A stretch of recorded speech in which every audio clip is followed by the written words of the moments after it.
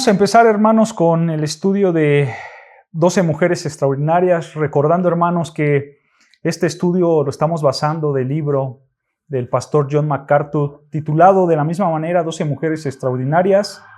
Y el día de hoy, hermanos, vamos a comenzar con otra mujer llamada María. Es María, la madre de nuestro Señor Jesucristo, la que vamos a estudiar hoy en las siguientes estudios que tengamos que verla, hermanos.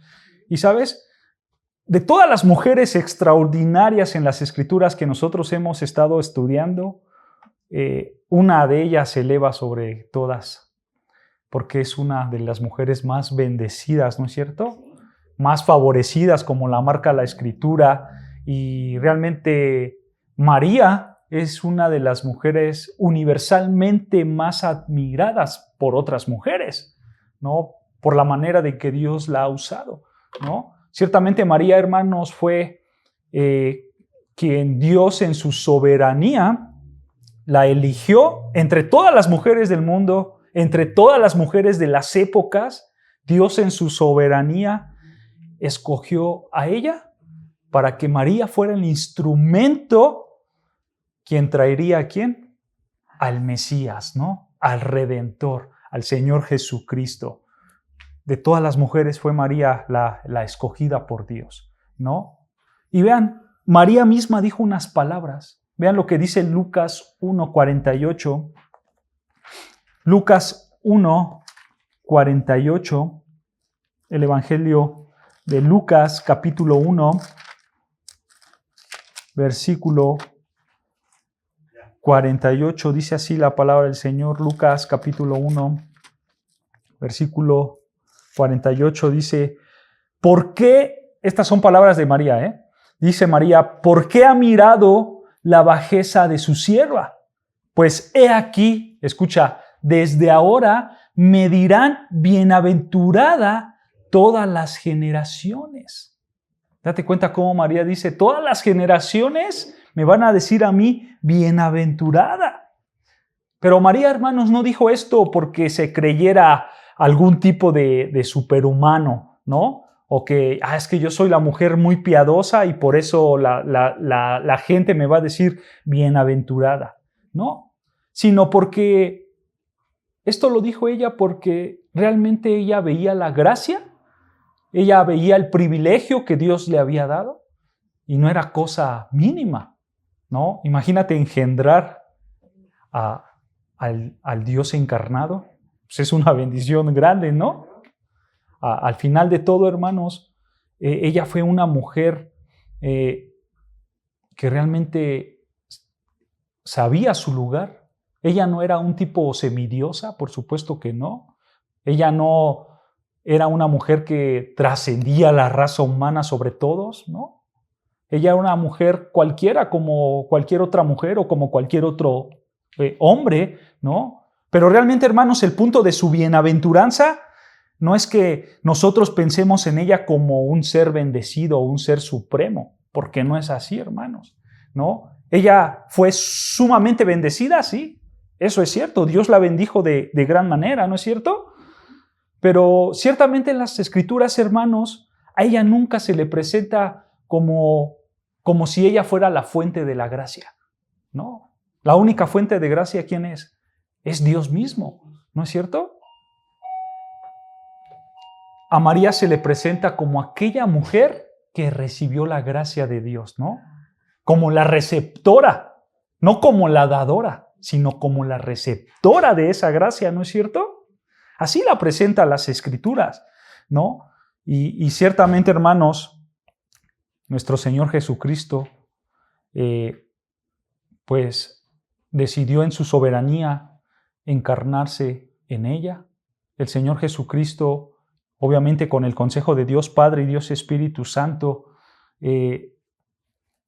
iba a ser aquel hombre que iba a nacer de la simiente de Abraham, ¿no es cierto?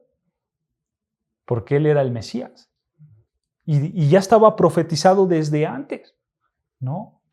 Ni se lo esperaba. Nadie se lo esperaba. Y todas las mujeres que hemos visto a lo mejor esperaban eso, ¿no? Va a llegar un Mesías, ¿no? A lo mejor seré yo la escogida, pero no. ¿Quién fue la escogida? María. María fue la escogida. Al final, ella fue la que recibió la gracia de Dios, ¿no es cierto? Sí. Pero ¿qué pasa, hermanos? Muchas personas hacen de María como una persona que se le tiene que dar toda la veneración religiosa, ¿no es cierto? Muchas personas dicen que María tiene que tener varios títulos, varios atributos, porque ella es la madre de Dios, ¿no? No dicen la madre de Jesús, sino la madre de Dios, ¿no? Y se le atribuyen atributos que solamente le pertenecen a Dios, ¿no? Una larga tradición de almas, una larga tradición de hombres fanáticos, realmente le ha dado a María un lugar equivocado, un lugar que no le corresponde, porque ella no es divina. El único divino es uno, y ese es Dios, el Señor Jesucristo, ¿no? Desafortunadamente, hermanos, en nuestros días, María y no Cristo es el centro de adoración, ¿no es cierto? Y más en nuestro país, México, ¿no? Aquí el culto religioso a María es muy grande, a tal grado que hay una teología específica para María, ¿no es cierto? Claro, a Guadalupe, en lugar de María, a Guadalupe, es cierto, ¿no? ¿Por qué? Porque el dogma católico, hermanos, enseña que ella fue físicamente llevada a lo alto, que ella está gobernando sobre todos, ¿no? Y ahora ella, ¿quién es? Tal cual la llaman, la reina de los cielos, ¿no es cierto? Su papel actual, hermanos, de acuerdo con la leyenda católica, de acuerdo con los dogmas católicos, ella es una mediadora, ¿no es cierto? Ella es una intercesora, ¿no? Por tal motivo, multitudes de personas se pueden dirigir a ella, pueden dirigir sus oraciones, sus rezos, porque ella es la intercesora. En lugar de que lo hagan para con Dios directamente, ellos dicen, no, yo voy a ir con María porque ella es en medio de, ¿no es cierto? Como si María fuera omnipresente, omnipotente, omnisciente, ¿no? Entonces ahí es cuando le atribuyen a María atributos que solamente le pertenecen a Dios, ¿no? Pero esa adoración a María, hermanos, no tiene fundamento bíblico. Simplemente son creencias de hombres, doctrinas de hombres. No tiene ningún fundamento bíblico. Todo lo que enseña el dogma católico en relación a María es completamente contrario a lo que enseñan las Escrituras acerca de María. ¿No es cierto? Pero, hermanos, la tendencia de hacer de María un objeto de adoración no es algo nuevo. No es algo nuevo. Siempre, en toda la época, han adorado a María, incluso desde el ministerio del Señor Jesucristo. Hay un pasaje donde nos hace ver cómo había una reverencia a María. Vean lo que dice Lucas 11, 27 al 28. Lucas, ahí mismo en Lucas capítulo 11, versículo 27 al 28.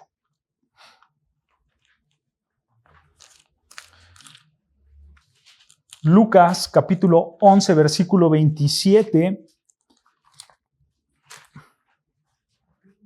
Aquí, hermanos, hay una mujer entre la muchedumbre. Y vean lo que dice esta mujer.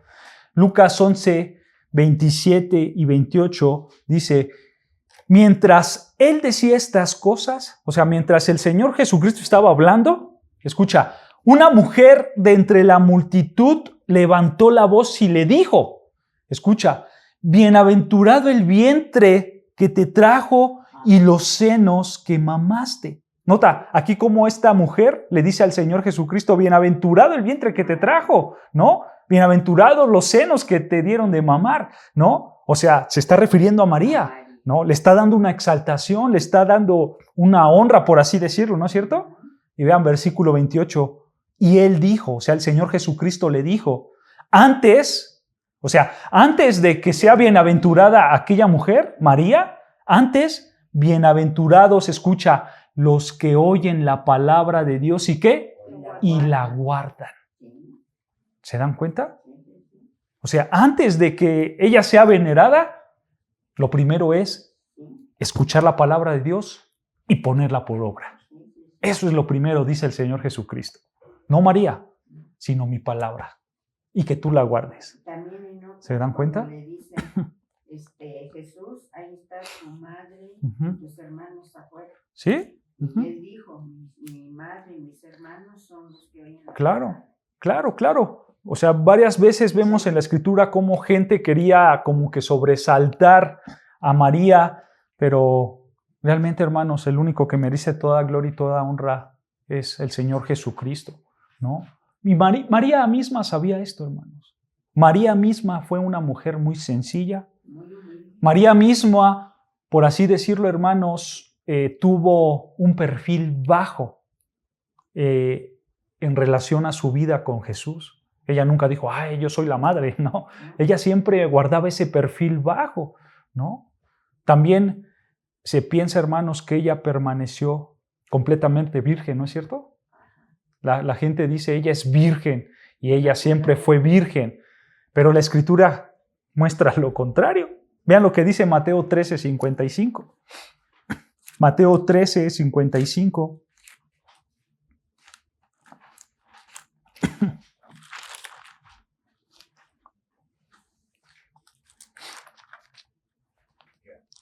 Dice así la palabra de Dios, Mateo 13, versículo 55. Dice, ¿no es este el hijo del carpintero? O sea, aquí la gente se está refiriendo al Señor Jesucristo y le dice, la gente dice, ¿no es este el hijo del carpintero? ¿No se llama su madre María? Y escucha, ¿y sus hermanos Jacobo, José, Simón y Judas? ¿Se dan cuenta? El Señor Jesucristo tenía hermanos, ¿no? Dice que su hermano era Jacobo, José, Simón y Judas. En otro pasaje dice que también tenía hermanas, ¿no? Ah, bueno, ahí está, abajito, ¿verdad? Dice que decía que tenía hermanas. Entonces, vean cómo María no siempre fue virgen, tuvo más hijos, ¿no? Vean otro pasaje a Mateo capítulo 1, versículo 25. Mateo capítulo 1, versículo 25.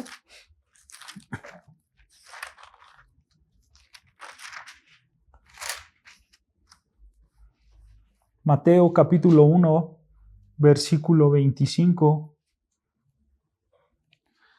Dice así las Escrituras, pero no la conoció, o sea, José, refiriéndonos a José, José no la conoció hasta que dio a luz a su hijo primogénito y le puso por nombre Jesús.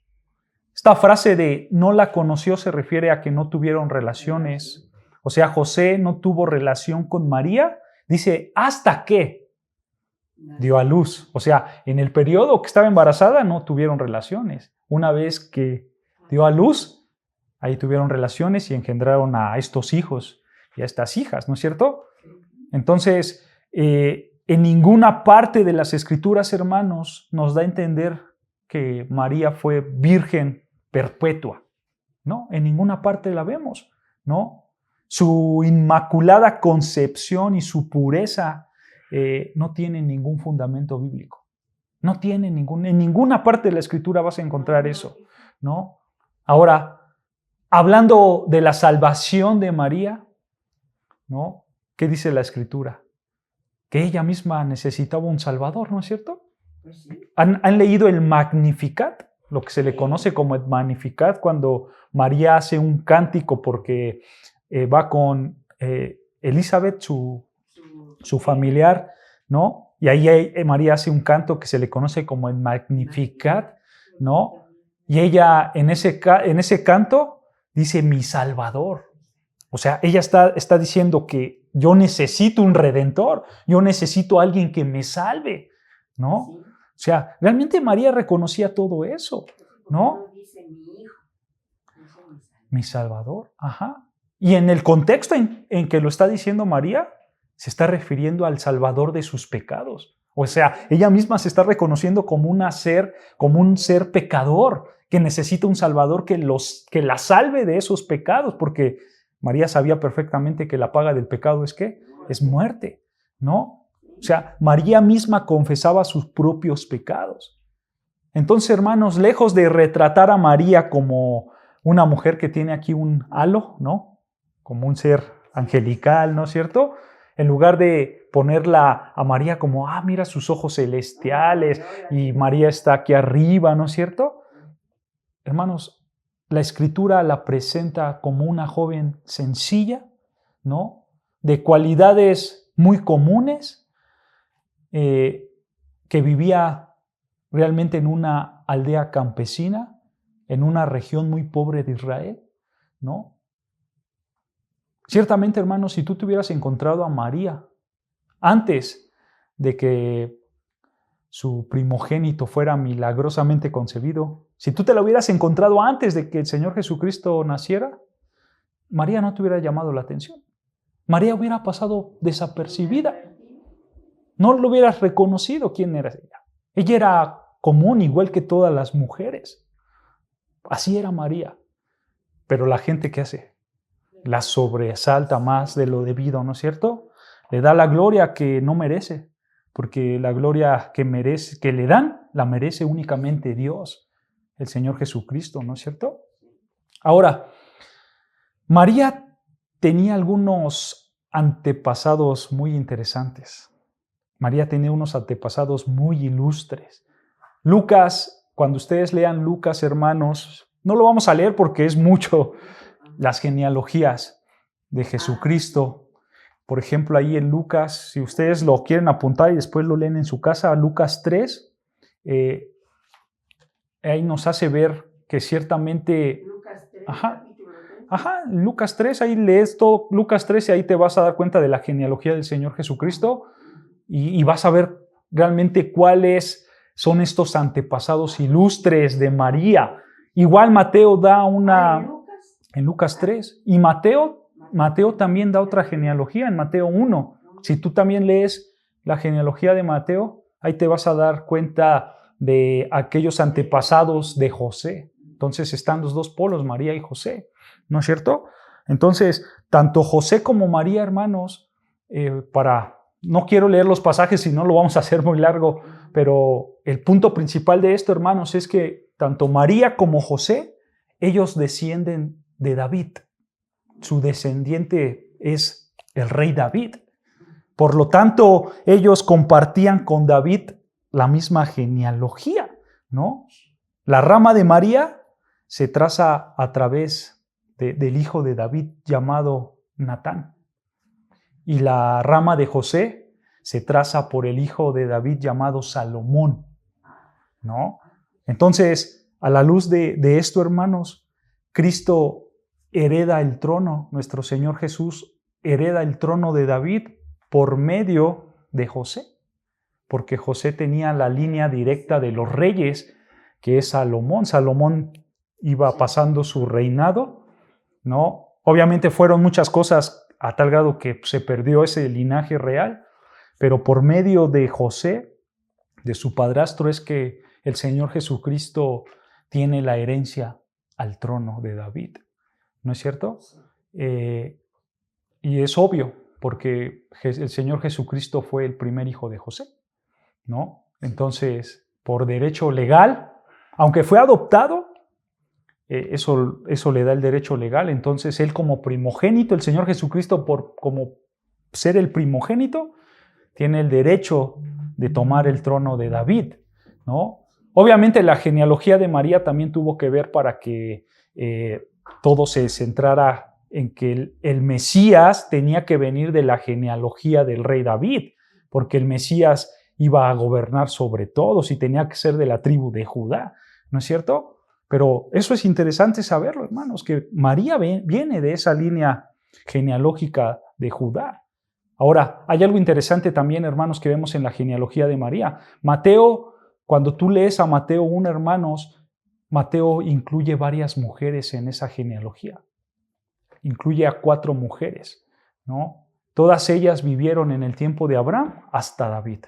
Todas ellas vivieron en esa época. Todas ellas son ancestros de José y de María. Y nombra 3 Marías, ¿verdad? Ajá, pero entre estas mujeres está Rahab, ya la estudiamos, ¿no? Está Ruth, ya la estudiamos, ¿no es cierto? No se menciona a Sara, pero Sara también entraría en esa genealogía, porque ella era media hermana ¿de quién? de su esposo Abraham.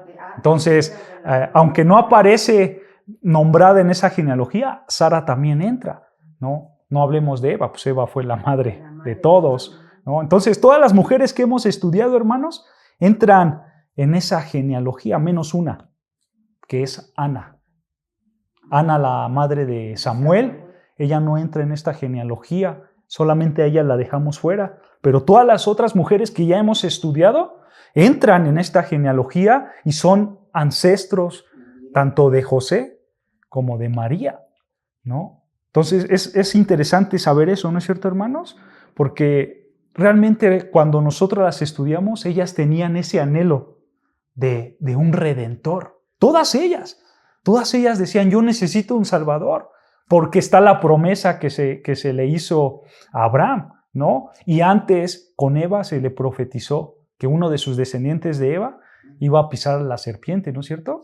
Y Eva anhelaba que uno de sus descendientes la salvara. Entonces todas ellas anhelaban eso, anhelaban al Redentor. Y yo no dudo, hermanos, que probablemente alguna de ellas pensó y dijo, Señor, úsame para que yo pueda engendrar a ese Redentor. Pero ¿qué pasó aquí, hermanos? El Señor vio en toda su soberanía, en todo el poder que Él tiene, y Él vio rasgos especiales en María y dijo, ella va a ser. María va a ser la que tenga el privilegio de traer al Redentor. María provenía de Leví. María, ¿no? ¿No? María, ¿cuál? ¿Cuál María? Porque hay muchas Marías. No, María es de Judá. No, Judá. ¿De Judá? Claro. No era de sacerdotes. No, María es de Judá. Tanto María como José es de la tribu de Judá. Por eso Jesucristo es el heredero para el reinato de David. Porque los dos vienen de Judá. O sea, no hay... Ahora sí que Dios planeó todo en su soberanía para que la gente no dijera, no, este Jesús no es el Mesías, porque María pues no es de esa tribu, o José no es de esa tribu. No, claro, no. Dios planeó todo para que todo cuadrara y no había ninguna duda de que Jesucristo era el Mesías. Entonces, tanto María como José vienen de la tribu de Judá, que es la de los reyes. De ahí viene David también. ¿Ok? Entonces, vean, hermanos, esto realmente es interesante, porque María, hermanos, fue un extraordinario ejemplo del tipo de fidelidad que Dios demanda para Él. María fue eso. María fue sincera, ella era una adoradora ferviente, ella era una mujer inocente, ella era una mujer que realmente confiaba en el Señor, que realmente dependía en el Señor en todos los aspectos de su vida. Y esa mujer iba a ser la madre que traería al Redentor prometido. Entonces, hermanos, la idea es ir estudiando a María, ir viendo todos estos aspectos, ¿no es cierto? Pero, ¿sabes? Cuando nosotros nos encontramos con María en el Evangelio de Lucas, dice la historia que un arcángel se le aparece, ¿no es cierto? Este arcángel se le aparece de manera sorpresiva, ¿no?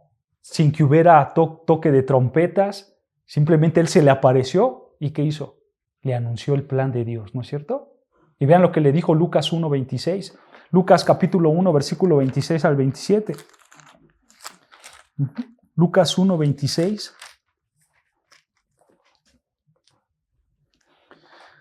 Lucas capítulo 1, versículo 26 y 27 dice, ¿ya lo tenemos? Dice así Lucas 1:26, al sexto mes el ángel Gabriel fue enviado por Dios a una ciudad de Galilea llamada Nazaret, a una virgen desposada con un varón que se llamaba José de la casa de David, y el nombre de la virgen era ¿qué? María. María, hermanos, su nombre equivalente del hebreo es Miriam. Eso es el equivalente en hebreo, Miriam, ¿no? Y esta palabra de Miriam, hermanos, en hebreo se usa un equivalente como Mara. Mara. ¿Recuerdan el nombre de Mara? ¿Recuerdan dónde lo vimos? ¿En qué historia?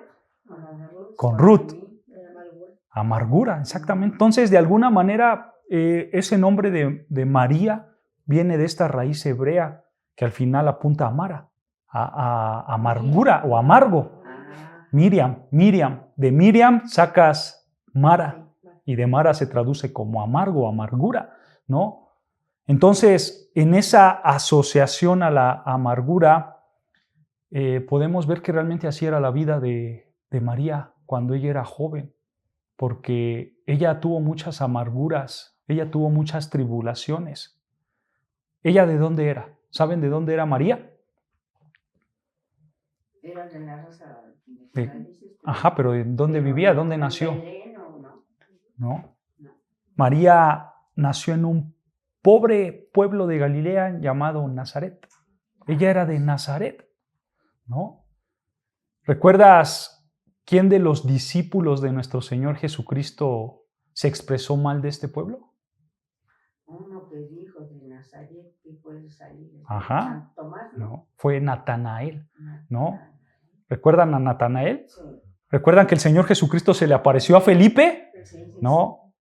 Y Felipe y Natanael eran amigos, entonces se le aparece a Felipe, Felipe se sorprende y dice, esto se lo tengo que contar a mi amigo, ¿no es cierto? Y va corriendo con Natanael, ¿no? Y le dice, he encontrado al Mesías, yo ya encontré al ungido, ¿no?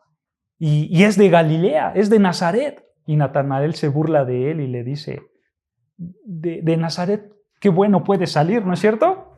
Y Felipe le dice, ven y verás con tus propios ojos. Entonces, realmente Nazaret era un pueblo muy marginado, era un pueblo muy pobre y María vivió allí toda su vida. O sea, realmente sufrió María. María era una mujer de extrema pobreza, no tenía los grandes lujos, los grandes casas, grandes beneficios. Realmente María vivía en una comunidad, donde todas las buenas cosas se tornaban en problemas grandes por falta de economía, por falta de dinero. Era muy pobre, y muy pobre y muy menospreciado, a tal grado que la gente pensaba que de ahí no iba a salir nada bueno, ¿no?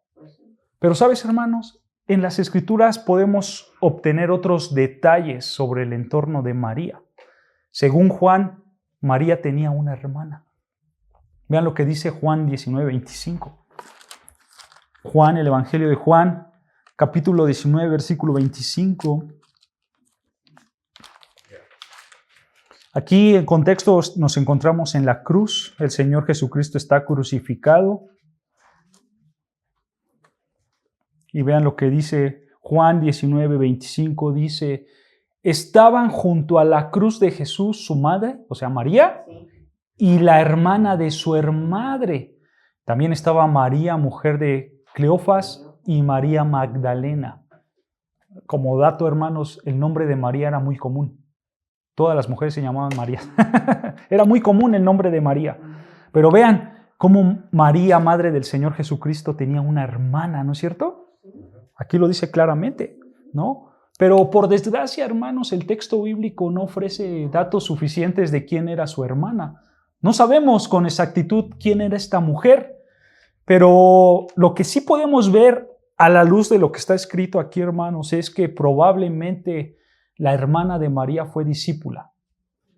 Fue lo suficientemente cercana al Señor Jesucristo como para estar al lado de su crucifixión, al lado de su hermana y de los demás que estaban ahí, ¿no es cierto? Entonces, probablemente esta mujer era una mujer fiel al Señor Jesucristo, ¿no? Y María, hermanos, tenía un pariente más. ¿Recuerdan cuál era el pariente de María? Elizabeth. Elizabeth, madre de ¿quién? De Juan el Bautista, ¿no es cierto? Vean lo que dice Lucas 1. ¿Elizabeth o Elizabeth? Elizabeth, vean, Lucas 1:36, ahí lo dice.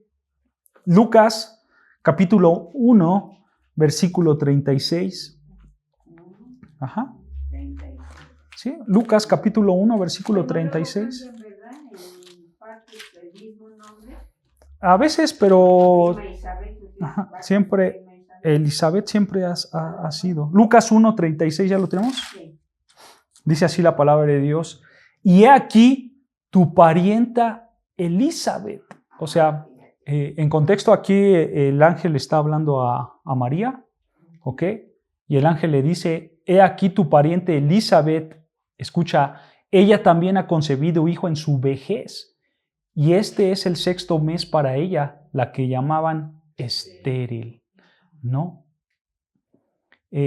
Vean, el ángel le dice tu parienta, ¿no es cierto? Sí. Realmente, hermanos, no sabemos quién era. Podría haber sido su prima, podría haber sido su tía. Con exactitud no sabemos qué fue. Muchos dicen que fue su prima, pero en realidad no sabemos qué tipo de pariente era. Simplemente sabemos que era su parienta, ¿ok? Pero vean cómo el ángel aquí en Lucas describe a Elizabeth como una mujer que estéril y ¿qué más? Y de edad avanzada, ¿no? En su vejez dice, ¿no es cierto? Entonces, al parecer María era joven, ¿no es cierto? Porque se refiere a su pariente como una persona más grande y no a María, ¿no? Y lo más seguro de eso es que sí, María era joven. De hecho, hermanos, la costumbre de esa cultura era que las niñas se comprometieran cuando tenían aproximadamente de 13 a 15 años. La cultura así lo hacía, ¿no?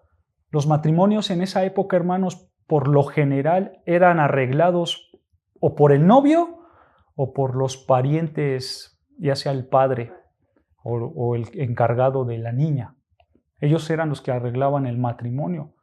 Y aquí, hermanos, probablemente y lo más seguro es que María tenía entre 13 a 15 años cuando se casó y cuando se embarazó del Señor Jesucristo, ¿no? O sea, esto, hermanos, también es un gran ejemplo para todas aquellas niñas jóvenes, ¿no es cierto? Cómo Dios usó a una niña realmente, a una niña joven para sus propósitos eternos, ¿no es cierto? Pero eso lo vamos a ir viendo más adelante, hermanos. Pero como ustedes recordarán, María estaba comprometida con José, ¿no es cierto?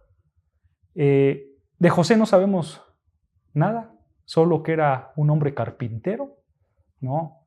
Y probablemente por la traducción que se usa, a lo mejor fue carpintero, o a lo mejor fue constructor, albañil, ¿no? Solo sabemos eso, no sabemos absolutamente nada más de José, y Mateo dice que era un hombre correcto.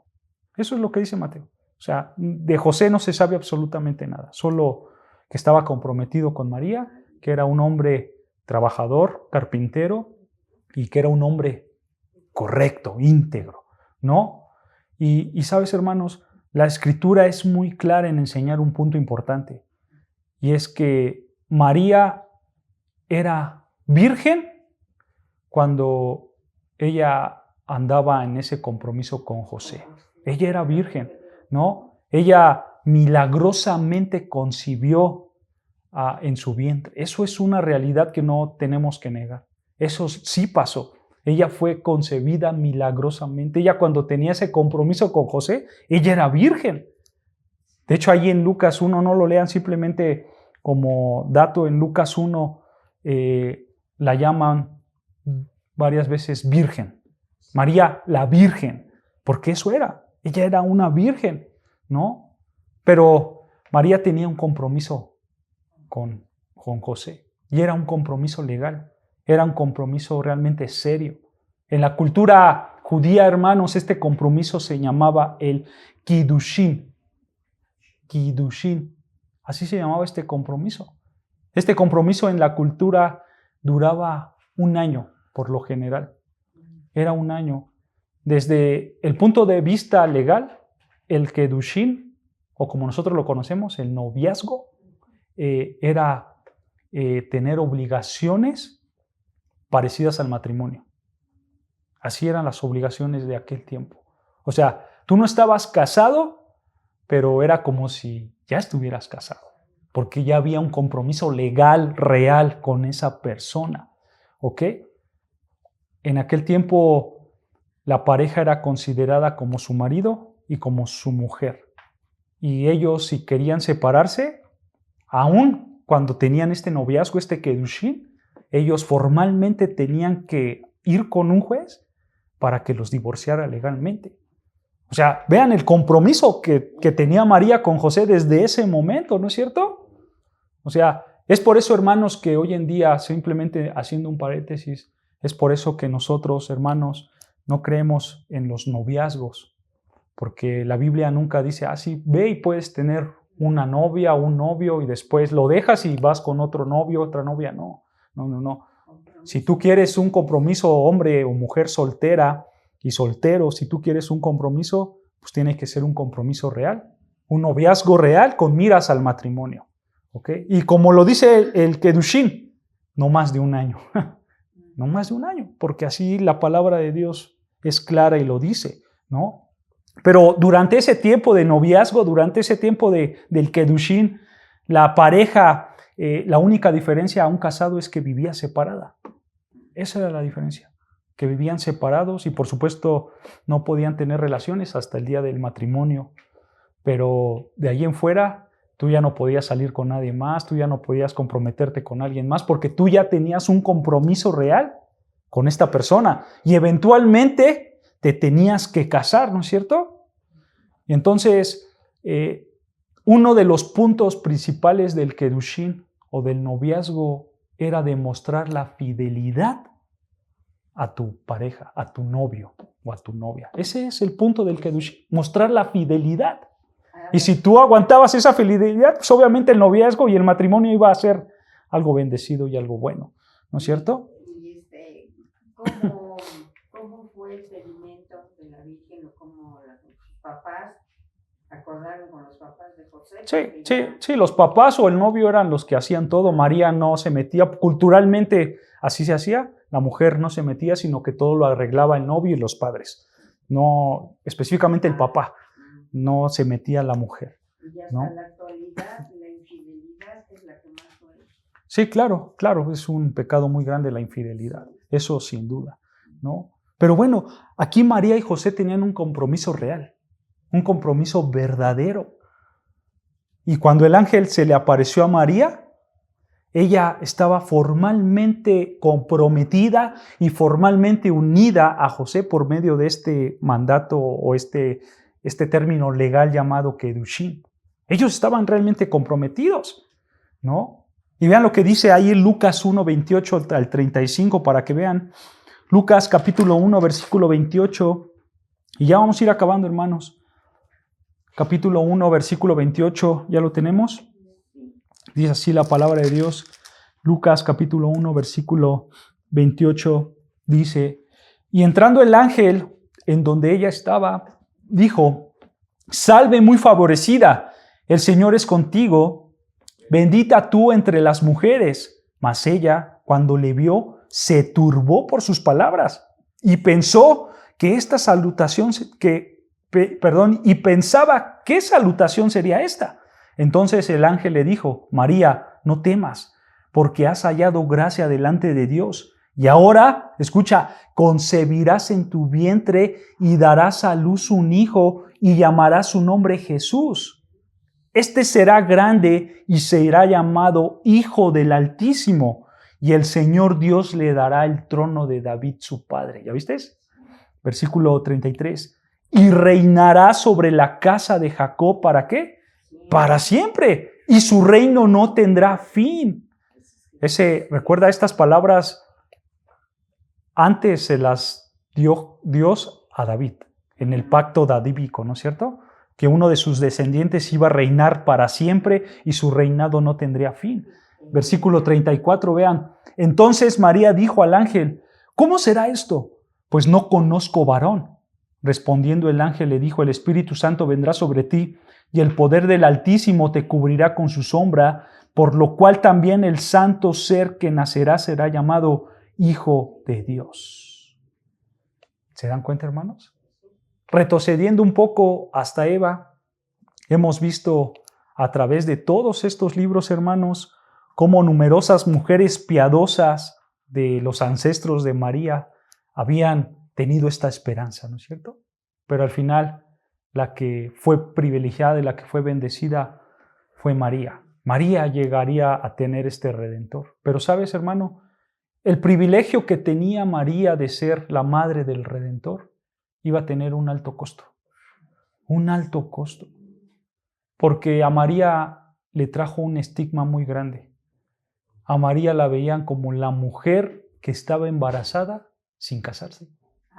Y eso era un pecado muy grande, muy, muy grande. Aunque María no había cometido el pecado, ella se quedó con esa estima. La mujer que se embarazó sin haberse casado. Incluso mismo el José mismo pensó lo peor, ¿no es cierto? Nosotros podemos imaginar, hermanos, cómo probablemente cuando José vio que María estaba embarazada, pobre José, ¿no? Su corazón sangraba. Y él decía, me han traicionado, ¿no es cierto? Es más, ¿sí? ¿Quién fue? Es más, imagínate a María misma escuchar que se iba a embarazar. María misma sabiendo que José no era el padre. Pero, hermanos, su plan de Dios era grande, ¿no? Claro. Aunque José, ¿cuál era el plan de José? Abandonarla, dejarla, ese era el plan de José, ¿no es cierto? Dejarla secretamente. Pero él era un hombre recto. Él era un hombre que realmente la quería, la amaba, de modo que la Escritura dice que él no la dejó para que la gente no hablara mal de ella, ¿no es cierto? Para que no se hiciera un escándalo alrededor de la vida de María, ¿no? Pero al comienzo, hermanos, pues José se sintió mal con la noticia del embarazo, eso sin duda, ¿no? Que no vio otra opción, que dijo, pues me voy a divorciar, no va a haber de otra, me tengo que divorciar, porque María me ha engañado. ¿Pero qué pasó? Un ángel le habló. Mateo capítulo 1, versículo 20, vean lo que dice Mateo capítulo 1, versículo 20 y 21. Mateo capítulo 1, versículo 20, vean lo que dice las Escrituras. Y pensando él en esto, o sea, José quería divorciarse, pensando él en esto, he aquí un ángel del Señor le apareció en sueños y le dijo, José, hijo de David, no temas recibir a María tu mujer, porque lo que en ella es engendrado del Espíritu Santo es. Y dará a luz un hijo y llamará su nombre Jesús, porque él salvará a su pueblo de sus pecados.